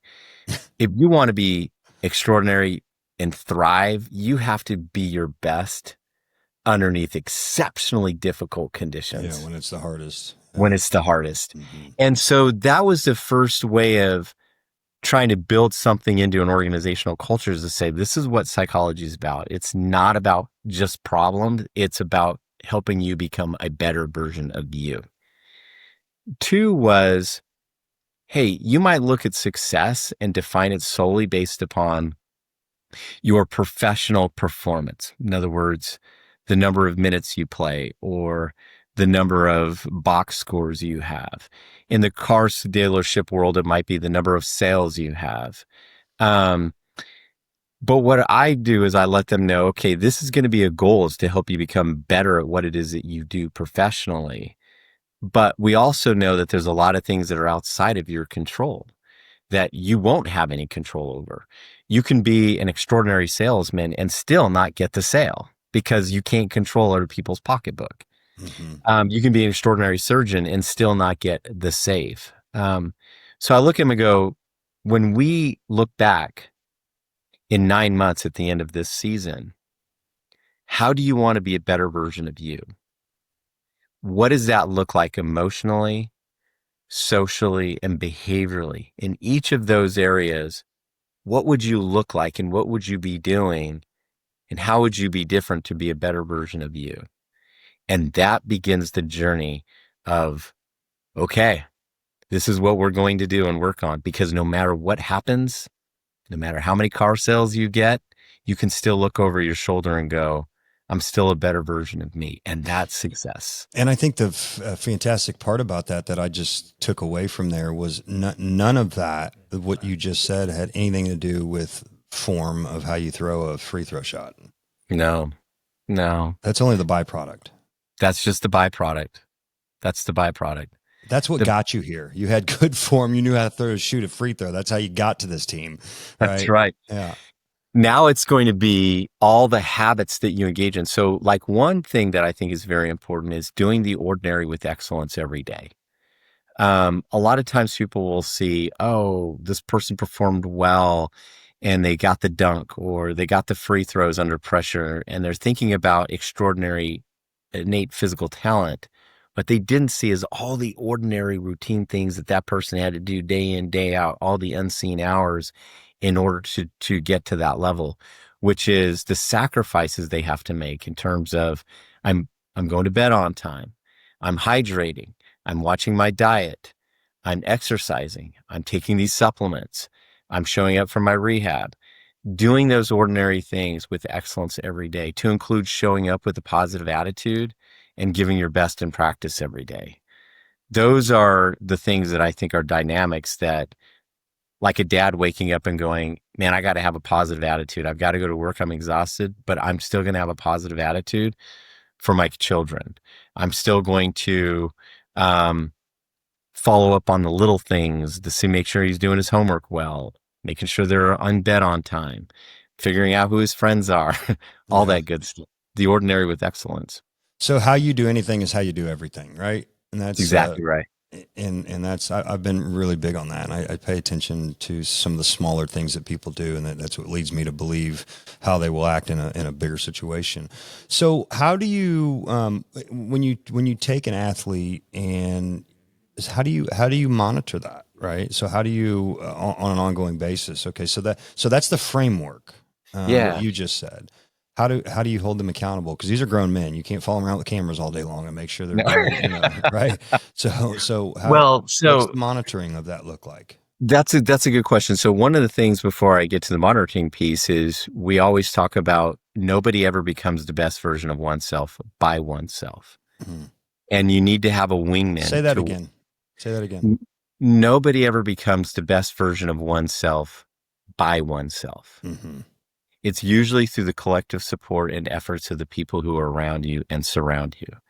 And oftentimes it also involves a wingman who can hold you accountable, a wingman who you could talk to that you trust, so that when you are struggling and you are slipping, they can help pick you up and encourage you to do the things that you need to do, even when you don't feel like doing it. Mm-hmm. And so that mindset of, whoa, if I'm going to get through this season, I've got to rely upon the support of other people. You're almost inviting feedback. You're welcoming people who are watching and encouraging and providing you guidance on things that they see. So there's a couple of ways of monitoring. One is what I'm seeing in practice, what I'm seeing in games, what I'm seeing in the locker room, to what I'm seeing after practice in rehab, and making those notes and writing them down. And it's also tracking them through assessments, tracking their overall wellness, tracking their functioning in specific areas of emotional, social, behavioral functioning that we know are relevant to performance in highly demanding conditions, and then routinely giving those assessments to see where they're at and how they're doing, to track their progress. Yeah, that's great. So, Craig's podcast came out today, every Thursday, right? And mm-hmm. One of the things they're talking about today was the building a team. And sometimes your leadership, though may be good, the leadership can also rise and fall by the support of the people that's around them. Mm-hmm. And so I struggle with that, because I feel like, especially at a high level leadership, I feel like the high level leader should be, and I still think it's true, should be the most well-rounded. Doesn't mean they're perfect. I guess they could mm-hmm. still have strengths and weaknesses, right? But I think they should have less weaknesses the higher up you get, right? Is that fair? Yeah, or they have to be very self-aware of what those weaknesses Mm-hmm. are and be humble enough to go, I need help to navigate and manage these weaknesses. Typically, the higher up you go, the more self-aware you are, Mm-hmm. and the more you can manage your vulnerabilities. Yeah. Yeah. So I'm think through my crew after listening to that. I'm just kind of thinking around my areas of where my inefficiencies are and some of my leaders. And I get irritated sometimes that I think that some of the guys in the positions that they're in should be better at doing certain things. Right. And the fact is they're not. So when do as an operator, looking at leadership teams that I have to assemble, when do I say, hey, this guy isn't good enough? I'm not just going to keep insulating him, with support. He Hmm. should be able to do some of this stuff. Maybe I got to look and see what he should be able to do. And then, what allowances for support there could be, I guess. Right. Yeah, as long as you know that what your expectations are realistic, Mm-hmm. and they are reasonable based upon what his capabilities are and the resources you've given him, and he's still not performing at the level that you're expecting, okay, it's time to let you go. Yeah. Um, so what I mean by this, or to take it to another level, is high achievers do not like mediocre achievers. Right. If you have 4 or 5 high achievers in a group and then one mediocre achiever, that mediocre achiever, although there's nothing wrong with him, will not be well liked or well regarded, um, Yeah. simply because they don't have and operate by the same standards. It's the weakest link. Their weakest link. That's Yeah. exactly right. So that weakest link can affect the overall morale of a team. Yeah. Right. Right. So for instance, if you have somebody who's a griper or a complainer or is not one who likes to improvise, and they're still be competent, just that behavior alone can create problems. So you let them go. It's not just what you do; it's also the very behavioral characteristics and traits that you have Yeah, just to for create the out of culture. fear of who may watch this, I won't talk about a scenario that just happened, but it just happened. I'll leave it at that. Yeah. I So, want to protect my job. well, But and it's true. I mean, if you're a higher achieving individual who loves success, that doesn't necessarily mean you are better. It just means you are different. yeah, You can't say that special duty operators, because of what they do, are better. They're just different. You still need the aircraft mechanic. You still need the administrative personnel to file files and whatnot. You need them to do those things well and with excellence. Um, they're just different. The yeah, standards are a little bit different. yeah. So I want to be respectful of your time. We good? We still good on Oh, time? we're good. Okay, Yeah. good. All right. So next layer to this, there's a lot of layers to you, Dr. C. The next layer of this, and I'll plug for you. You've developed a somewhat of a software, but more, I would say, a system Mhm. through a company that you have founded called PsyOptimal. Yes. And the core and the nature of PsyOptimal is that you've taken psychological evaluation questions and put it together with a scoring system in a software that is generating some results to speak of that you can lead and manage from. Is that a good description? That's exactly right. Now you had the beta version. I was so embarrassed because we didn't have this thing like all like ready to go Well, I thought it yet. was cool We, anyway. we were just kind of like jerry rigging things together from a digital perspective. But it is like light years down the road. We're now on like versions 3 and 4, which are actually quite beautiful. And Talk about that a little bit. What's this do? So talk about it. And when do you use it? Who uses it? How what's the application of it? yeah, so when I was overseeing special operations, and I had to track people across the globe, and I was giving assessments, right? Like when I was doing Air Force assessments to kind of navigate, Air Force, Air Crew, Air Force Two, Air Force One, whatnot. Um, I found out what the most important variables were for functioning both personally and professionally. And so rather than doing 8 hours worth of testing, we just boiled it down to the variables that were most important, which there's 18 different variables spread across 6 domains that look at different areas of emotional, social, and behavioral functioning. And what we do is we measure those in that individual, and we give them a report that says, hey, you're doing well here, but over here, you got to do a little bit better. It could be anything from how vulnerable you are to fear and anxiety and irritability, to how self-conscious you are to criticism, to how reactive you are emotionally to high stress conditions, to even how compliant or caring you are in a team. These are all the things that we know are very representative and universally present in order to excel and become extraordinary. And so you give that to somebody, you get an idea in terms of where they're at. Now you know what to work on. Whether you are in a highly visible pastoral position or a highly visible business position or even professional sports. We've had a lot of universities pick up and run with this. Most recently, John Hopkins is like, man, we love this. We want this to go to all of our athletes. And so they picked up and ran with it. But what I've done is a little bit different. Before, you'd have to walk into a clinic and see a psychologist to get tested. But with the special operations guys, I didn't have that luxury. Plus, many of these guys are not going to walk into a mental health clinic.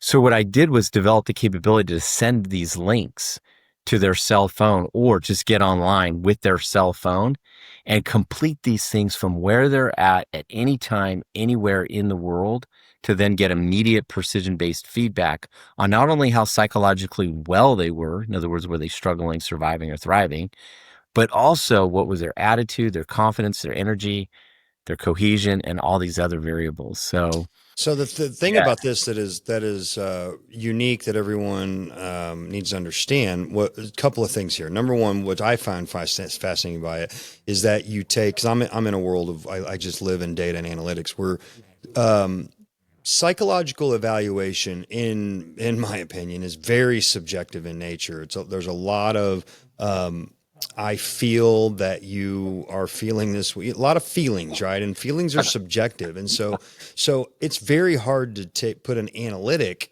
to a subjective thing of subjective nature. So what you've done is taken an objective approach to something that's very subjective in nature.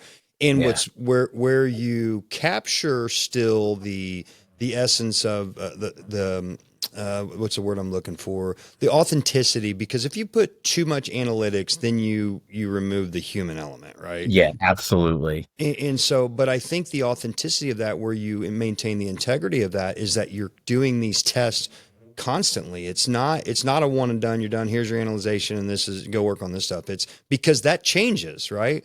I could be, 110%. my psychological profile, though at my core, could be the same, but in any given day, it could be very different. It can change.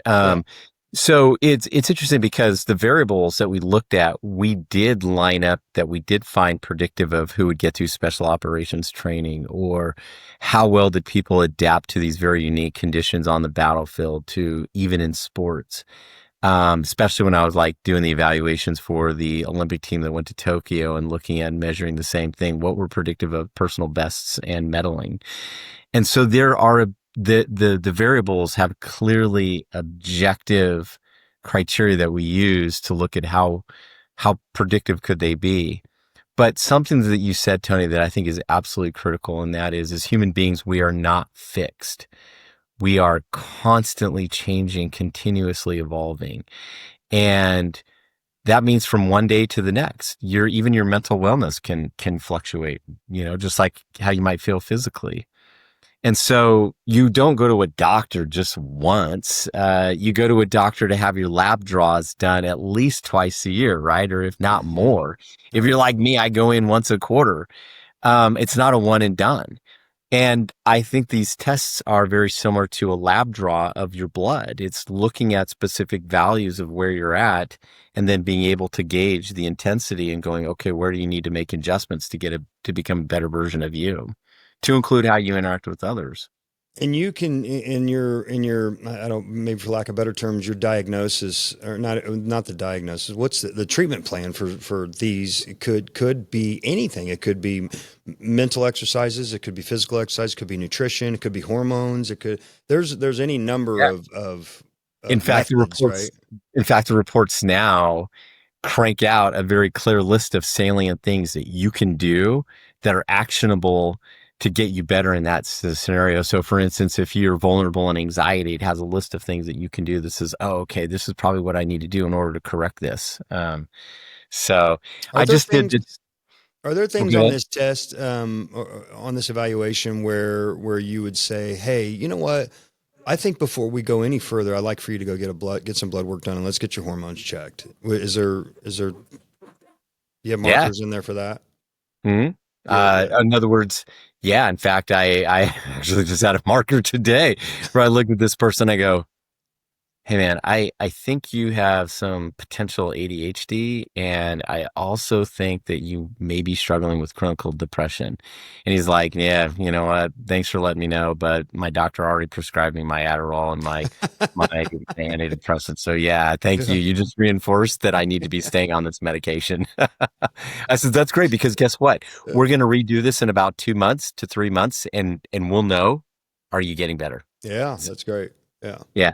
that's So awesome. yeah, I just did this with oh gosh, 400 youth athlete that are elite boys and girls, elite soccer Mhm. athletes, and I think they're in Arizona right now competing at a national level. And the youth athletes were like, man, I love this. It was the parents who were looking at the reports going, oh my gosh, I had no idea Johnny's really self-conscious. Of course he is. Oh, I want to see about. I want to get with you. You know, our high school wrestling team, the feeder club youth team that my son's on, the high school that we practice at and feed into, is on their sixth state championship. I think this year will be seven if they win it again. We've got the Missouri record for the large school category for consecutive state titles, and just recently in Flow Sports, we are ranked nationally ranked number 31 in the country. oh You my know, and God. I looked it up. I was like, is that, you know, I know that's good, but 11,000 wrestling high schools in the country, 11,000, we're ranked 31. So, and this isn't, you know, this isn't the same kids for, you know, this is, you know, the or sixth or seventh, you know, year of this consecutive. So this is a whole new batch of kids. So there's something, obviously, I had the coach on here. I had Coach Brewer on here. There's something in the system that he does, but I also think psychologically, there has to be something that goes on in that wrestling room that melds and molds these kids to think in a certain, to perform at that level. I'd be interested in doing. Have you done this with high school athletes? I just did 400 of them. Oh, so that okay. So that was the youth. All right, all right, all right. So That high was school. yes. They were soft freshmen all the way through seniors. Okay, Yeah. okay. I didn't catch the high And school part. and it was great because what's interesting about doing this with youth athletes is they had the same opinion about psychology. When they think about because all these youth athletes I'd worked with, they all had like inspirational guys that they looked at, or women in professional sports that they were thinking, oh, it gets down to innate skill and talent and physicality. And then all of a sudden they started taking this test and they're going, oh my goodness, I didn't realize my emotions have so much of a role in how I navigate what I'm doing on the field. Oh my goodness, I didn't realize that I have so much control that when there's bad weather and the refs calls are really poor and they're not going in our direction and I'm playing under the extraordinarily difficult and emotionally difficult conditions, that I still have a choice in terms of how I show up and how I respond. And what's interesting about the youth athlete organization was I originally went in and proposed to say, let's not just make these better athletes that allows your club to stick out and go, man, we're shaping not just the body but also the mind. Let's make them better adults. Let's Hmm. make them better people, Yeah. because everything that they learn here is what will carry over into school and their personal life and so on. Yeah. Way more Yeah. years. They'll have way more years of adulthood than they will of childhood. Oh, I know. I Yeah. would, it's interesting. I'm looking at your stronger thing. I'm going, we need to get an assessment. We got to put together a stronger assessment. Here we go. Because your character traits that you put into those, they're all very universal and predictive of performance, not just simply professionally, but personally. People live by Hmm. that. They are going to be better people. Let's do a PsyOptimal stronger leader. I love it. Um, All right, so one area that, and not maybe I saved it more of a best for last type of things, and we haven't really, we got little touches of it, but I Mhm. want to know your Christianity, your spiritual life, because you're a strong, devout Christian, and everything that you've talked about so far has been all, in a moderately formed, secular, worldly type of what most people understand and know. But what they don't know about you is there's a lot of biblical foundation and fundamentals of the principles of the way you go about your science. And so, Yeah. so let's talk about that and talk about how important you think, and how do you weave that in? Because you're not everybody that you work with are pastors, and you're in a secular world, and you're in an athlete world, and unfortunately athletes have really bad reputations for living promiscuous and dirty, just lives that they abuse the money. That's the what the Yeah. thought is, right? The stereotype anyway. So not all of them are chasing God, right? And so how do you weave that in, knowing that that's your fundamental basis of what you do is a springboard from your Christianity and your faith? Yeah. So by knowing who I am and where I'm from, and created in God's image, it helps me look at who I am with a greater level of authenticity and genuinity. Um, when I read the Bible and I look at the relationship that we have with Christ and what he's done, it really helps me understand not only what I'm designed for, but also what I'm capable of. And and in part, it also lets me know that there I have to have something greater than myself to become the best version of myself. And that means I've got to have Christ that walks me through and navigates and provides, I would have to say, the compass for it. Everything that I've discovered through behavioral science in analyzing human behavior has all been affirmed through scripture. It's interesting. We can take modern science today and go, oh my gosh, if you have these particular ingredients, you end up with this particular outcome. And then you pull back and you look at a book that was written 2,000 years ago going, this is what they were saying all along. Yeah, And they had right, no behavioral science behind right, it. right. So the two are not exclusive, they're integrative. Hmm. And the more I discover through behavioral science, the more I see it's affirmed by scripture. So So you are one of the things I like about you is because there's a few out there. There's been some really good ones out there. One of the what I would consider a scientist that has used science to prove Christianity, and a lot of scientists try to use it to disprove. And you're one on the other side where you've taken the study and used it to prove the deity, right? yes, Yeah. absolutely. The human mind is such an amazing creation. Um, but when it comes down to actually understanding us socially, emotionally, and behaviorally, the elements and the findings within the Bible are consistently reinforced with what we discover today, both the good and the unpleasant. So the best possible outcome for a guy like myself, who's a devout Christian, bold in my faith, outspoken about it, the best possible scenario would be for me to work in a company that accepts that. So that I can, and I'm not a constant HR target. I'm not, you know what I mean? I've got, luckily I have bosses who share faith, right? And so, I'm fortunate in that, but there's a lot of really, really, really good Christians that work for really, really, really good companies that aren't in that environment, that don't have that ability. How would you tell a leader that is strong in their faith, grounded in their principles, and want to lead with those principles, but they can't necessarily say that they're leading with those principles? How do they navigate that space? To get the same psychological advantage of the spiritual grounding and having, because I think having spiritual wisdom in your workplace, whether it's a secular one or not, it can take you to the next level. I believe that wholeheartedly. Absolutely. So there are some workplaces that you can be in that you can, be outspoken about your beliefs in scripture and prayer and even put, biblical quotes on your door. But then there are also, as a leader, environments that you work in where they don't allow for that. In fact, they might actually push things that are anti-Christian in your viewpoint. Um, And in those environments, what you want to do is you want to lead by character versus by words. If you're in an environment that allows you to freely take out the Bible and preach, that's wonderful. But that's not the case for most people. And if you want to draw people to you, you draw them through your character and your actions.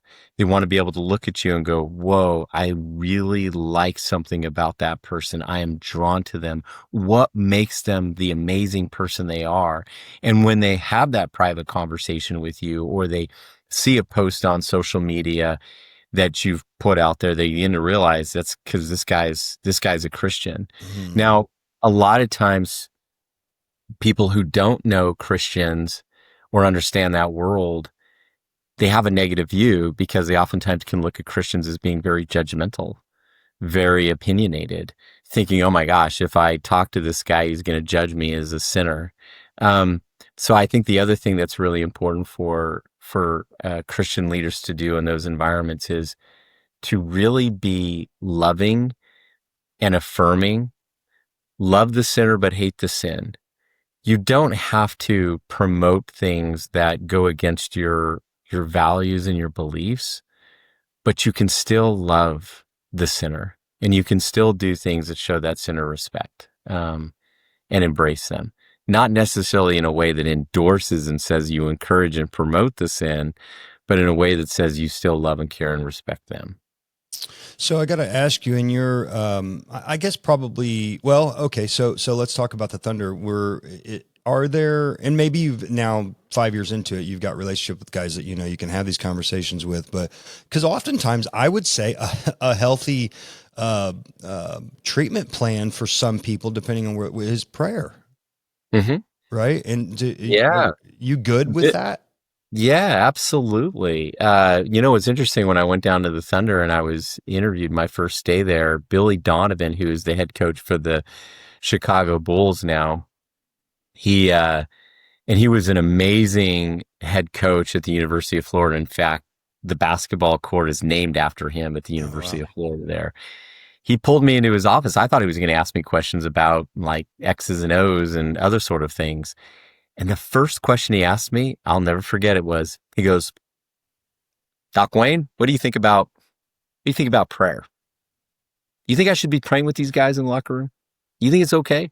I mean, it was really a pointed, straightforward, super direct question. And I felt like I was like on the hot seat. And I looked over at him and I just says,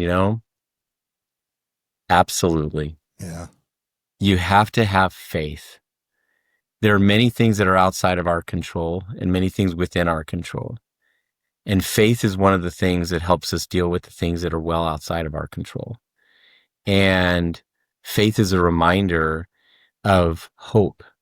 It's a reminder for us to be better. It's also a reminder that nobody becomes the best version of themselves by themselves, which I've said a dozen times here, but that's great. It's very true. You have to sometimes look up for help and guidance, and not look down. And so that was kind of my response. He was like, love it. This is great. This is awesome. I did not know at the time that he was this very spiritual Christian man. That's great. So yeah. Yeah, that's a tough space to be in. I can imagine, you got a bunch of alpha males, you know what I mean? Like, oh yeah, here we go, the God stuff, yeah. I was at the NBA championship, right? And it was the Thunder versus the Indiana Pacers. And so I go over to Indiana. A good friend of mine is the chaplain for the Pacers.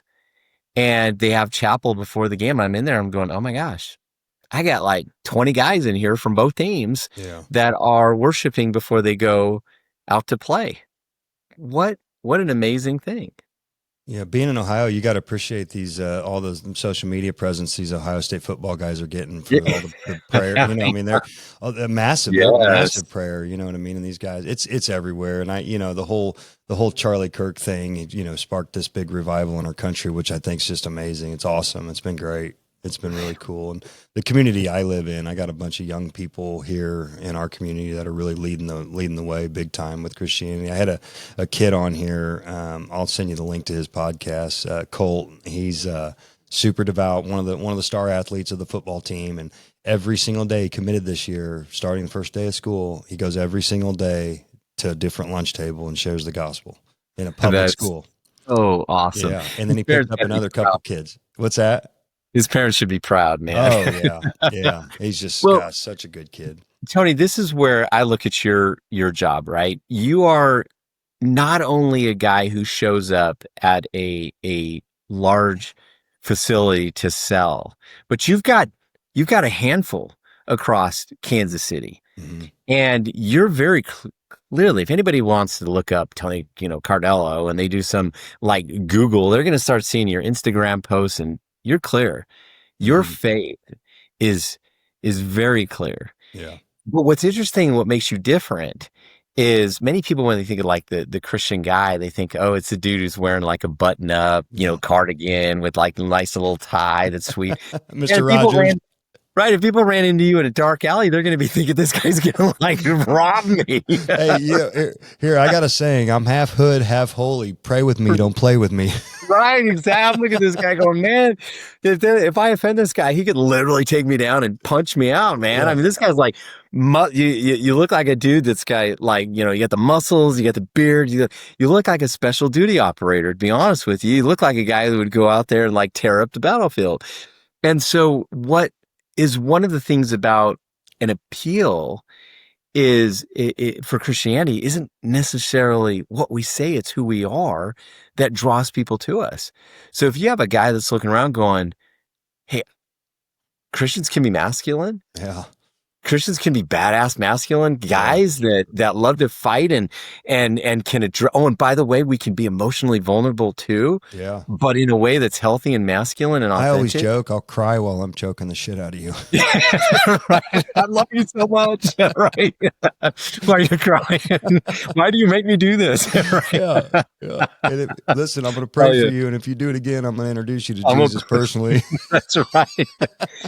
So that's the other thing I want to throw out there about Christianity. You remember I was saying, I have a study about, what takes ordinary people to be extraordinary. I think for Christians, you have to be strong, not weak. If you're weak, you're just weak. There's no benevolence in that. Mm-hmm. If somebody punches you and you can't punch back because you're too weak, you're just weak. Yeah. You're not a protector. You're not a provider. But if somebody punches you and you literally, if you wanted to, could just tear them up, but you choose to turn the other cheek, you're showing restraint, moral discipline, and benevolence to the highest level. Mm-hmm. That's strength. Mm-hmm. You do what you need to do and what is the best interest versus what you feel like doing in that moment, which is composure. The best special duty operators aren't the guys that are reactive that will go out there and tear somebody up because they can in a bar fight. They're the ones who walk away from it, knowing that guy that picked on them, they could totally destroy in a matter of seconds. But they chose to walk away.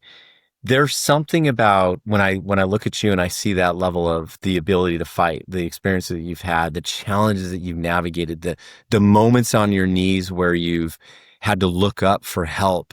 All of that stuff has created within you this level of an authentic Christian man who then now is in a position of both directly and indirectly leading others. Does that make sense? Yeah. And that's what we aspire to be. Now, the challenge is, man, we're going to get attacked from the adversary, you and I both, because he's going to look at you going, whoa, that dude, he's powerful, he's influential, he's meaningful.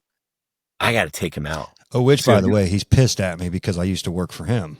Yeah, right. He's like, man, traitor. He betrayed me. That guy used to be working for me. Now he's working for Jesus. Whoa, let's get him. Yeah, that's right, man. So exactly. So we just have to be on our guard even more so. Yeah. Because we're the adversaries. Yes. Yeah. No kidding. They come constantly. I had another attack on the way home. I was talking to Dominique about. I'm like, babe, something better's coming. That's it. That's all. Like, God, you hear me? Yeah. I'm banking on you. That's the thing is we embrace those knowing that they're not signs that God has left us.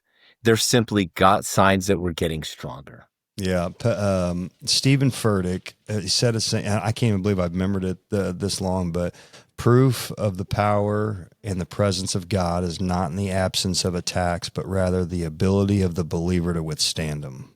Amen. That is good. It is so strong. That is good. I try to tell people that all the time. All right, you got baptized. Life doesn't get good from here. It actually gets really hard for a little bit. It's going to get tough. You remember, like I'm saying, okay, struggling is when we have the presence of anxiety and depression. Surviving is, hey, you're doing okay. But as soon as you get attacked, you fall apart. And then thriving is you can still perform exceptionally well even when you're getting attacked. Mm-hmm.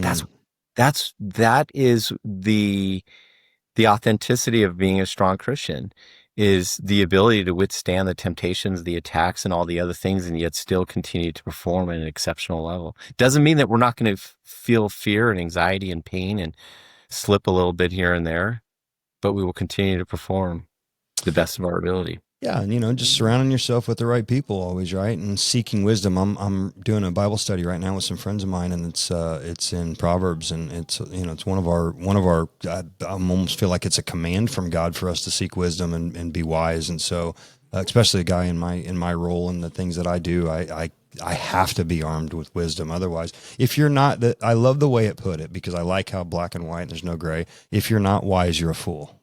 That's exactly right. That's exactly right. If you're not wise, you're a fool. Well, and here's the other thing I think is that we all have, though, the tendency, because we're human, to be fools. Mm-hmm. And we need to have, just like we need to be wingmen for others, we need to have wingmen too. Yeah. And I was saying this I was speaking at Cedarville University, and I just felt inspired. I was talking to these kids. It's a private Baptist Christian school. And I go, you got to have a wingman. What does that wingman look like? And they were all like, oh, it's a wingman who can quote the Bible and pray for us. And I'm like, yes, that's necessary, but it's not sufficient. You need to have a wingman who's going to punch you in the face. And they're like, and I go, yeah, you got to have a wingman that when you're traveling in the wrong direction and you're letting sin get the best of you, that's somebody who will pull you and punch you in your face to redirect you and slap you around a little bit to get you right back on this track that you need to be on. Yeah. If I am going in a direction in which I'm self-destructing, I'd want somebody to punch me in my face. It's the same way. If I'm getting ready to parachute out of a helicopter at 2:00 in the morning and I was doing something foolish, and I'm like putting on my gear and I'm not prepared, and if I jump out something bad's going to happen, I would want that special duty operator, that wingman, to pull me back, throw me back down as hard as I can and tell me, dude, you're being stupid. Buckle up. Yeah. I've said in various forms lately, why are you being mean to me? I thought you loved me. I'm being mean to you because I love you. Mm-hmm. That's why I say to my kids. Yeah. Right. I mean, that is, it's a lot of that, right? Absolutely. Yeah. Discipline. Absolutely. So you got it. Hurts. The truth hurts. It can. It's not meant to hurt. It's only meant to be the truth, but it hurts. So anyway, well, listen, this has been great. This has been amazing. I appreciate you carving out some time. I know you're super busy, and this has been impactful, as it always is. And I'm not going to say too much, that I got something coming out soon with some more of Dr. Wayne helping me with, and I'll just leave it at that. But you'll see more of him. And so if people want to reach out to you and engage with any of the PsiOptimal or interested in learning more about that, do you want me to link them to the PsiOptimal website? You got it. Absolutely. You can do that. Is there an email or anything that you want me to put there for, or can they email you through the website? Is there They can email me through the website. Okay. Absolutely. And they can, if you want, you can even post my PsiOptimal email. Okay. That's fine too. So, Tony, I think you had a question you wanted. Yes. One last question I think you had, right? Yeah, thank you. Yep. All right. You kept me on track there. Yeah. Okay. So, and this actually was spawned, the reason I do this at the end of each podcast is something that you and I talked about when I started doing these podcasts and these videos, was that these videos are going to transcend time. They're going to go, and we don't know, they could go for the next 100 years. They could be available to be watched. Right. And that really was impactful for me. That gave me even more inspiration to want to do these, because I don't, I'm looking to build a legacy of who I am, not just today, but for years to come. And so I thought that was really cool. So I want to give my guests that same opportunity to leave a legacy statement on these. And if my podcast makes it big and these videos play for years, what Dr. Wayne, do you want to leave for today's generation and the generations to come? What sort of good advice or good information, or what impactful notion do you want to leave them?